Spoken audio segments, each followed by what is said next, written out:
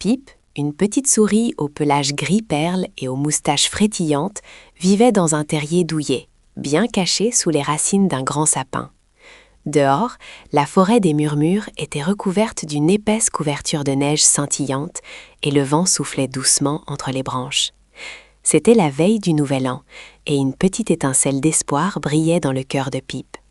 Il rêvait d'une soirée un peu spéciale, d'une petite fête rien que pour lui, avec une surprise délicieuse pour célébrer le passage à la nouvelle année. Le froid picotait son nez, mais une idée germait dans sa petite tête. Courageux, Pip enfila sa petite écharpe de feuilles d'érable et sortit de son terrier. La neige était froide sous ses petites pattes, mais l'air était pur et sentait le pin.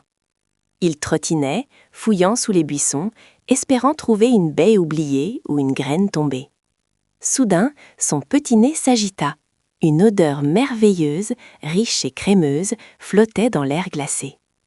Il suivit la piste parfumée jusqu'à une clairière où, posé délicatement sur une souche, se trouvait un magnifique camembert doré, laissé là par un voyageur distrait. Ses yeux s'arrondirent de bonheur. Le camembert était bien plus grand que Pip. Il essaya de le pousser, de le rouler, mais le fromage était lourd et glissait sur la neige. « Oh là là, c'est un festin trop grand pour une seule souris », pensa Pip avec un soupir. Juste à ce moment, une petite mésange aux plumes bleues et au ventre doux, nommée Bluette, se posa sur une branche voisine. Voyant la difficulté de Pip, elle gazouilla joyeusement. « Pip, je peux t'aider, je vais te guider, et ensemble nous y arriverons. » Bluette s'envola un peu plus loin, montrant le chemin, tandis que Pip poussait de toutes ses forces, son cœur rempli d'une nouvelle énergie. Avec Bluette, qui lui chantonnait des mélodies encourageantes, Pip réussit enfin à faire rouler le camembert jusqu'à l'entrée de son terrier. Quel exploit!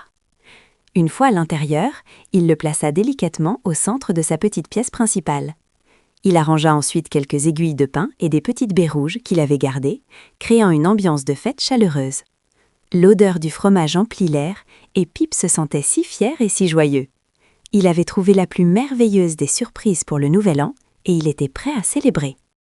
Alors que le soleil se couchait derrière les montagnes enneigées, peignant le ciel de nuances roses et violettes, Pip se blottit près de son trésor.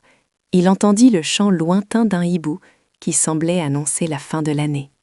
Juste à minuit, une étoile filante traversa le ciel et brilla un instant au-dessus de son terrier, comme un clin d'œil magique. « Bonne année, Pip » murmura-t-il à voix basse. Il découpa un petit morceau de camembert, le goût crémeux dansa sur sa langue. C'était le plus délicieux des festins, partagé avec le silence doux et prometteur de la forêt des murmures. Le cœur léger et le ventre bien rempli, Pip se sentait incroyablement heureux. Il repensa à sa petite aventure, à la découverte du fromage et à l'aide précieuse de Bluette. Le Nouvel An avait apporté non seulement un délice inattendu, mais aussi le doux sentiment de la gentillesse et du partage. Il se blottit dans son lit de mousse, le souvenir du camembert et de la nuit étoilée flottant dans son esprit.